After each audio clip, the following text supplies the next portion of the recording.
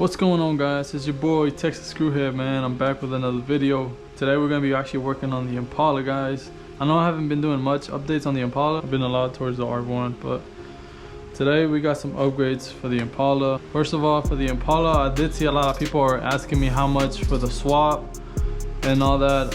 Roughly I spent about $17,500 on it. That's including engine and the trans, and then some goodies I have on it, but nothing too crazy. It's a 6.2 liter with a 480 trans. I have an LSX manifold, and it has a tune and all that, you know, good stuff. But yeah, that's how much I paid for it, because I seen a lot of y'all were, you know, asking me how much it was. But today we're gonna be installing some speakers, guys. I went with the DS18s, and these are the X ones. I know they had like some pros, I don't know the difference, but I just went with these. I did go a bigger size on the front doors. The front doors, I mean, I forget what size they are, but I went with a 6.5 on the fronts. And these look nasty. They are freaking heavy. Cool thing is it comes with a diagram cut out, so you know, that way you know what to cut out. Super clean. These are pretty heavy too. Now they did have a slim one, which is just slimmer. I don't know if that affected anything. It was the same price, but I just went with these. I mean, I don't know, I did see people get these and they do fit on the Impala, and they got some weight on it, man. That magnet, it's heavy. So we're gonna be installing these. And then for the rear, I just went stock what it has, which is 6x9s. Same thing. Cool thing about these, it comes with a little shield, and those are very cool. Also, if you're doing this conversion kit for a 6.5 on the front doors, you're gonna need adapters. This is the one you want to get. It's a 2003 and up Toyota 4Runner speaker adapter. I'll put everything link in the bio, so that way y'all know where to get it. I got these on Amazon. They also have them at Walmart, but Amazon had them for less, so same thing, same size and everything. So I just went with the ones on Amazon. Let's do it before sound. Hopefully I don't get copyrighted.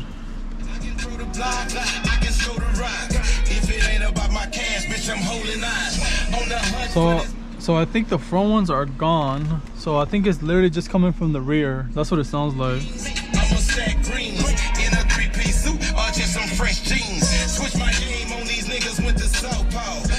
So yeah, there's a little sound for y'all, so y'all kind of get a feel for it. Also, guys, haven't uploaded on the Impala like I said, but I just got a bunch of stuff for it. So actually, shout out to RogerSS. I'll put his Instagram in my bio, but I recently shipped out my shifter, my center console, and these armrests, and I got these custom stitched, man. Take a look at these. So has a stitch all around here. Also, I went with the Impala logo right there. Super clean. I just need to get the I'm gonna still get the what's it called, the armrest savers from Rasbot. Check this center console out too, guys. Woo! What do y'all think? I haven't installed it, guys. I literally just got this not too long ago, so I wanted to show y'all. Comes with a LED, so it'll light up. But yeah, man, you can customize this personally however you like. This is what I went with, man. I love it, guys. The stitching is good. Shout out to this guy, man. He knows what he's doing, for real. Show him some love if y'all want some Impala stuff done. Most of the Impala community already knows him, but pretty cool. Waiting on my shifter, and that's about it. I mean, I got all 4 armrests. Also, these carpets, these are custom as well. Really good quality right here. Really good quality. My girl actually got me these for Christmas about 2 years ago. I just never put them on because I didn't want to get them dirty. I know that's the whole point of a freaking mat, but you know, I was working, I didn't want to get them all muddy, man. You know, shit. So I got those, and I also got the rear one, which is just the whole thing. What y'all think about that, y'all? Pretty clean, man. Here's my other armrest. This one doesn't have any clips, so I'm gonna have to get the armrest savers for sure. That's why that one's loose. But yeah guys, so we're gonna be starting off by taking this door off real quick. All right guys, I got the door off as you see right here. Here is the bracket I was telling you about. Now at first I couldn't get it, man. It would not fit. So you want the top side up. So it has little clips in here, and these clips break off, so you literally just bend them off. You have to break all of them off. That's what I did, and it fits fine. And then I used some aftermarket screws because those other ones were too short, the factory ones. Then I went to Harbor Freight, got me one of these little connection kits, and I used these little female ones, the red ones. If you do get the same kit, the blue one is literally just bigger, the hole for the wire. That's the only difference. Next, we're gonna have to cut this off. So we'll get like a grinder. That's what I got right here. And then I went ahead and sanded it down right there. We do have a template. I tried using this one that has a paper one, but I mean, I don't know. That didn't really work well for me. I just kind of put the speaker there itself, and I kind of marked it on the outside, and that worked. Skinny side is gonna be facing towards your left. Big side is towards your right. At least that's what I'm gonna do. You can do it however you want. But now I'm just gonna mount this on, and then we'll move on to the other side, guys. I went ahead and installed the door and the speaker. Everything went pretty well.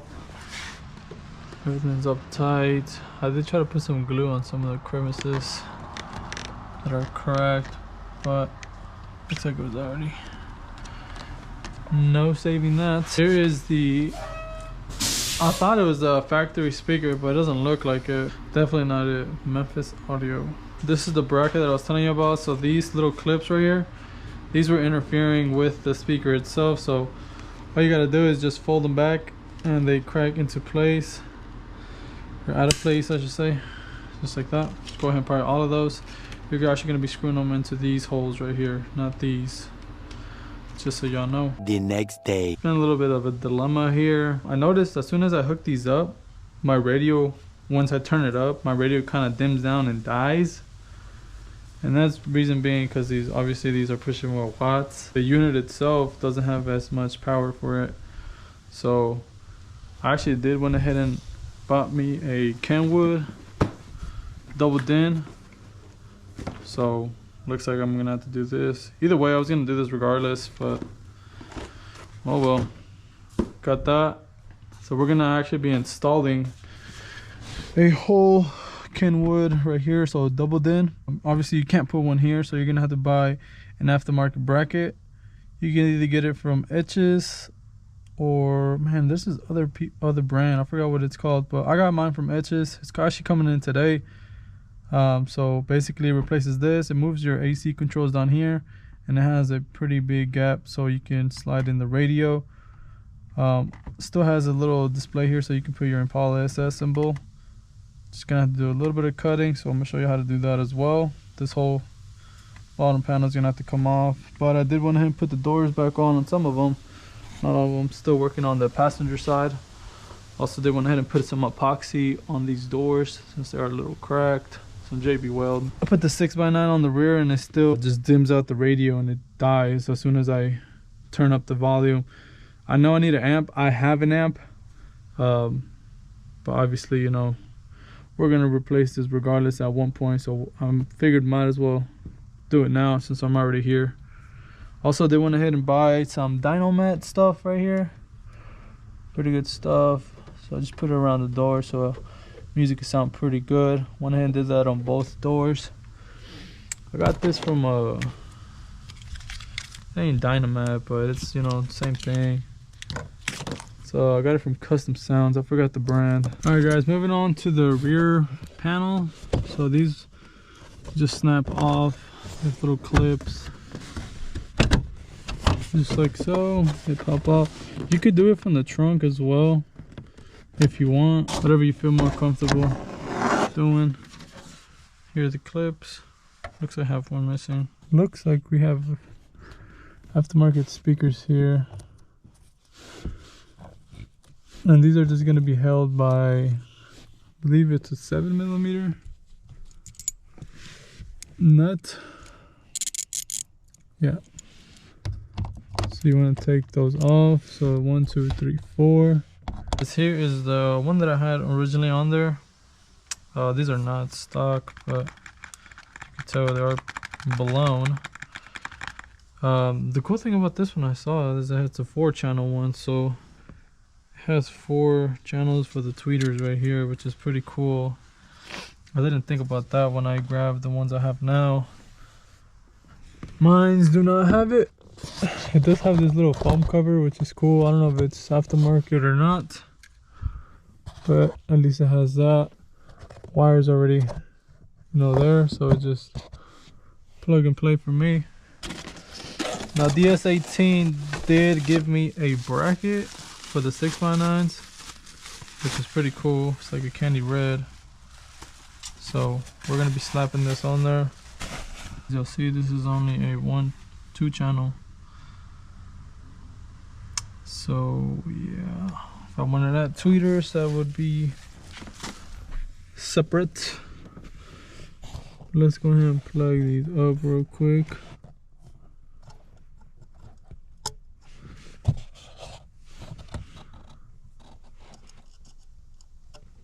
The thing I did notice, when this bracket goes on,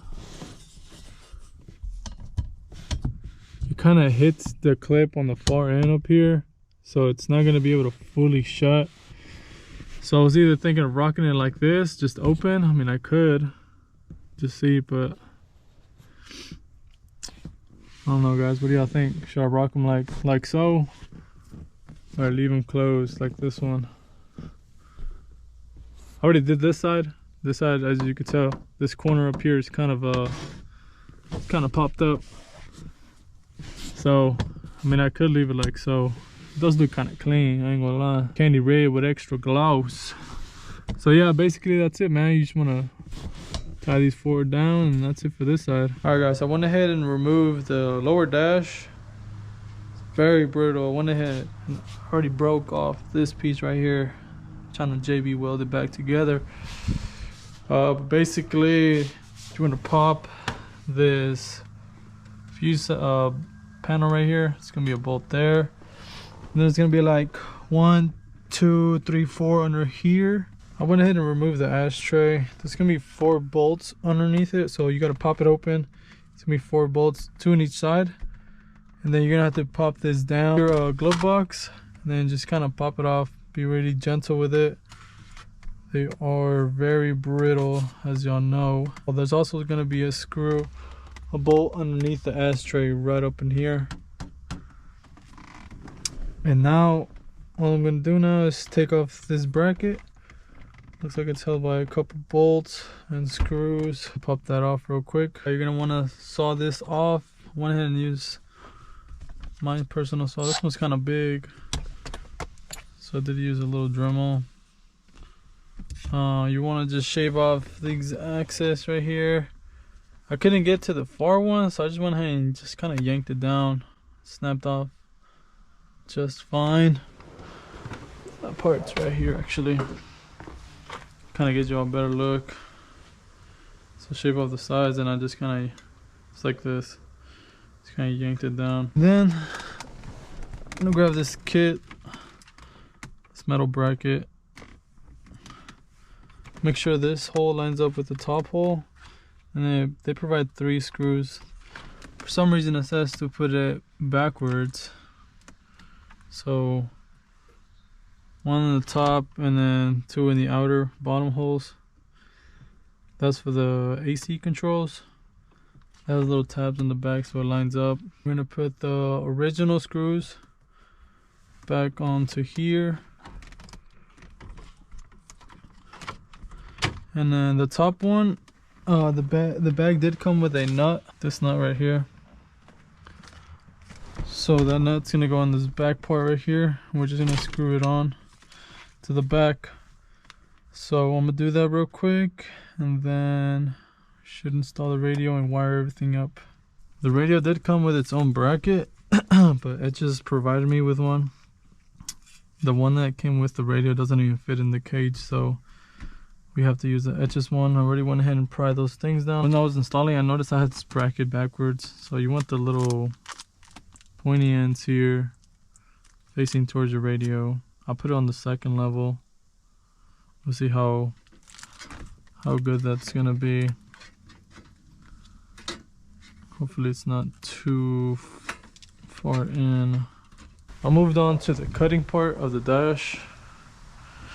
So I already went ahead and cut it out. Man, y'all ready to see this mess up? I kind of messed up, guys, I ain't gonna lie. Boom. So I went ahead and used a grinder and it kind of went overboard on this side. Man, I ain't gonna lie, I was a little butthurt. I was still kind of butthurt about it. Also, I think I cut a little too much. It has like an outside lip, and I went ahead and shaved it all the way to the edge. Not all the way, I mean, I don't know if y'all see that on the camera. There's still this little lip right here. Then it indents in, and then it has the outside kind of where it went right here. The shiny part's supposed to be going out. I've seen people do it from the inside, so like this. But as y'all see, man, that shit just looks ugly. And I don't know, man, this thing is gonna show too, so I think I'm gonna do it like this instead. It looks way nicer, and I'll just epoxy it from the rear. They do give you this epoxy right here. Works really good. I cracked my dash right here when I was cutting it too a little bit, so went ahead and epoxied that real quick. There's a little bit of a gap because I cut it too much. There's nothing for this top plate to sit at since I cut it right there. I don't know, it's not really sitting flush as well. I think because of this, I might have to shave this down a little bit. Shiny side is gonna go facing you. It's like rough side is gonna go facing the back.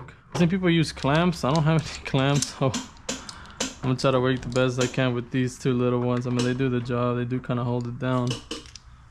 So I'm gonna do that real quick. Set this as much as I can, as straight as I can.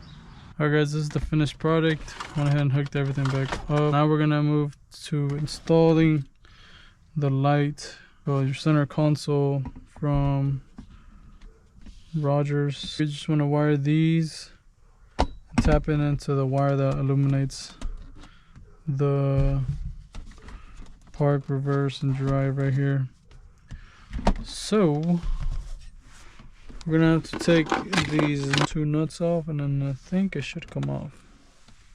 Also remove your shifter. I don't have mine right now, but just a paper clip in the back. It's like a little clip, and it just comes off. Alright guys, once you got those bolts off, this wire that they give us is very short, so you're gonna have to go to AutoZone and buy like an extension, like I did right here, the black one and then the red one. Then you're gonna wanna wire them up together. I just use the heat shrink, and I shrink them right there, as you see right there, separately of course, so red with the red, black with black. And then once you do that, you can go ahead and put those bolts back on. Obviously you want to bolt that up too. I just went ahead and drilled the hole right there, by the way. You could do it however you like. I mean, you could try to pop this piece out right here or run the wire in the back, but this is the way I did it. Like, once you got those wires, you want to run them up all the way to the front here to this bulb. This is your shifter indicator light. Then you're going to want to tap them in with these connectors here.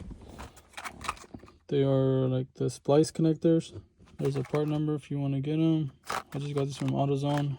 Make sure it's the blue ones. But basically you want to just clamp them into the black with black and then the red with the gray. And that's it, man. It gives you power. I already went ahead and lit it up. It lights up. Mine is white ambient lights. You just want to put everything back together, man. So you want to hook this side up first and then clamp it on with a rear wrist. Hey guys, got the power on. So obviously to turn this on, you're gonna have to wire it into this. So as you see there, we got power now. So that's how you wire that up. Let me show you how this thing sounds, guys.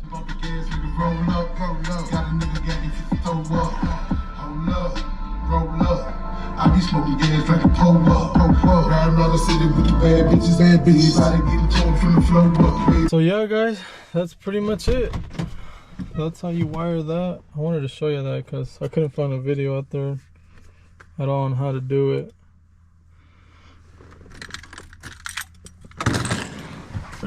remove this battery before our battery dies. And that's how you install the custom center console, for those of y'all who are curious. Thank you for all tuning in. Don't forget to leave a like and subscribe down below. Other than that, it's been your boy Texas Screwhead, man, and we out. Deuces.